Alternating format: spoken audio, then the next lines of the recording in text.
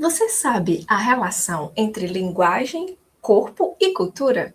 Não? Vem cá que eu explico. Olá, pessoal, tudo bem com vocês? Meu nome é Natália, sou professora da parte de linguagens aqui do Super Enem. E no nosso vídeo de hoje, vamos saber um pouco sobre a relação entre linguagem, corpo e cultura. Três elementos que são mobilizados de maneira bem interessante dentro das provas de linguagens do Enem. Primeiramente, vamos falar do corpo como texto e discurso. Nesse caso, o corpo ele não é apenas biológico, mas é uma construção cultural. Como assim?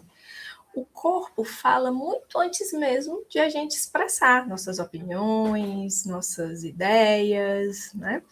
Antes mesmo da palavra, do verbal. Ele carrega marcas de tempo, classe social e identidade. Ou seja, quando você vê uma pessoa pela primeira vez, antes mesmo de ela se comunicar com você, ela já está comunicando algo. A partir de quê? Da semiótica do seu corpo. Dos gestos da pessoa, das tatuagens, se tiver, das vestimentas, as posturas, são signos que comunicam mensagens específicas, né? Você pode, por exemplo, identificar o estilo da pessoa, você pode identificar de onde ela é, a idade, mais ou menos, né, a classe social, enfim, os fatores sociais que comunicam ali sobre aquela pessoa. Quando você vai para uma entrevista de emprego, também do mesmo jeito. Você não vai de biquíni ou com aquela roupinha que você gosta de usar, que está lá surradinha, lá na sua gaveta, não é mesmo? Por quê? Porque você quer passar uma impressão na entrevista, né? Você quer que o corpo fale antes mesmo de você se comunicar. E na redação do Enem? Aliás, e em relação ao Enem, como é que isso vai aparecer? Isso vai aparecer em algumas questões que tratam, sobretudo, sobre padrões de beleza, né? E como a mídia dita regras sobre os corpos, né? Principalmente os corpos femininos, né, que sofrem essa ditadura da beleza, da estética. Quantas jovens, quantas pessoas nós vemos adoecerem ou até mesmo chegar à fatalidade da morte por procedimentos estéticos que fazem ou por em algumas questões, né, anabolizantes que tomam, né? Então, as questões do Enem vão nos fazer refletir sobre essas questões, né? O perigo de algumas atitudes, né?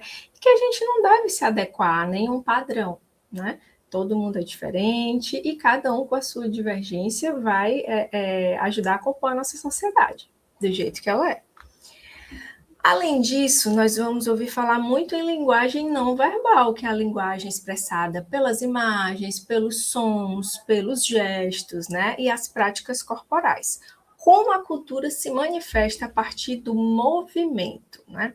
O ponto central que o Enem vai trabalhar na prova de linguagem é a questão das danças, das lutas, dos esportes. São formas de linguagem que preservam a memória de um povo. Como exemplo, nós podemos citar, por exemplo, a capoeira, né? A capoeira que por muito tempo que essa dança, luta, né, que foi trazida pelas pessoas escravizadas negras e que por muito tempo foi criminalizada, né? E aí com as lutas sociais constantes, com o tempo, ela se tornou símbolo de resistência cultural. E há um diálogo corporal ali na capoeira, né? Outro exemplo que nós podemos citar são as danças de rua, que trazem não só a identidade urbana, principalmente do jovem, da periferia, né? E que traz também a questão do protesto, né? Não é só uma dança, mas o corpo é utilizado ali culturalmente em uma manifestação, né? Qual a relação disso tudo com o Enem? Porque a prova ama cobrar a educação física sob a ótica da cultura, ou seja, não vai aparecer nas questões do Enem apenas os modos de fazer um exercício, os modos de praticar um esporte, mas o que está por trás disso? Qual é o significado social desse esporte, dessa dança, dessa luta, né? tudo isso você encontra nas questões de linguagens do Enem, né? E toda essa interdisciplinaridade, corpo, linguagem e cultura pode ser trabalhado em todas as áreas das linguagens, né? Todas as disciplinas das linguagens, tanto em português, quanto nas línguas estrangeiras, quanto na educação física, na arte, na literatura.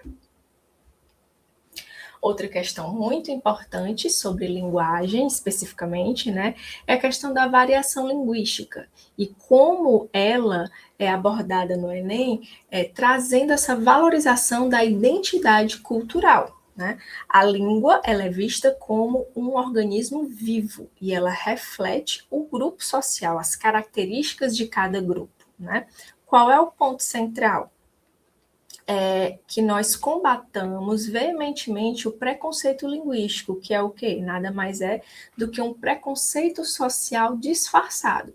Porque quem sofre o preconceito linguístico, que é o preconceito com a maneira como as pessoas se expressam, falam, usam a língua, geralmente são grupos que não têm prestígio social, como, por exemplo, as pessoas, os grupos mais pobres, né, os grupos moradores da periferia, os jovens que usam muitas gírias, né, os moradores também das áreas rurais, né, do interior. Então, esses grupos são os que sofrem mais o preconceito linguístico. A língua do corpo, né? As gírias, os sotaques, né? Muitas vezes vêm acompanhados de uma performance corporal específica de certos grupos. E aí nós temos como exemplo a cultura do hip hop, as comunidades rurais, como eu disse para vocês, né? Qual a relação com o Enem? Bom, o Enem, ele cobra principalmente na redação, que o aluno, o candidato, tem o domínio da variante culta, mas atenção, isso não quer dizer que a variante culta é a melhor, é a mais bonita, é a mais correta, nada disso, certo? Ele cobra naquela situação de comunicação que exige o domínio da modalidade escrita formal da língua portuguesa, mas, ao mesmo tempo, as questões também trazem as questões da prova de linguagens trazem sempre, batem sempre nessa tecla da valorização das outras variantes, não só da variante culta, das variantes populares também. Né?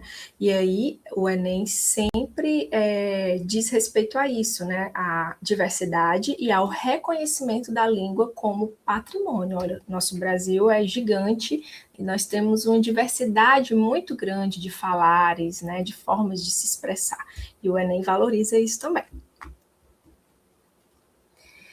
E, para finalizar nosso vídeo de hoje, não podemos deixar de falar sobre tecnologia e o corpo digital, não é? O foco aqui são as novas formas de linguagem na era da internet.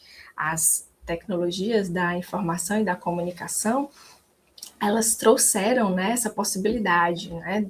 Como a nossa presença corporal mudou com as redes sociais. Quem de vocês já não fez um avatar para colocar na sua rede social, no seu perfil, ou num jogo, né? Porque você não quis colocar uma foto, uma imagem sua, mas aí quis criar aquela representação, aquele bonequinho, desenho mais interessante, né? Isso as tecnologias nos proporcionaram, né? A linguagem dos emojis e memes também está muito presente, né? Principalmente nas mensagens instantâneas, o que a gente não consegue expressar pela escrita, os emojis e os memes explicitam muito bem, né? Mas um cuidado que nós devemos ter e que as questões de linguagens também estão sempre nos fazendo refletir sobre isso, é a questão do cyberbullying, né, que é esse bullying praticado no meio virtual, né, e a questão da exposição demasiada, né, o corpo exposto como objeto de julgamento digital. Quantas pessoas ficam depressivas, né, afeta a sua saúde mental, a questão da exposição demais nas redes, né. E a relação com o Enem é que podem cair temas na redação sobre isso, né? Questões sobre tecnologias da informação e da comunicação, né? E pode servir, né, como as ferramentas, um questionamento, como as ferramentas digitais moldam o nosso comportamento e a nossa autoimagem.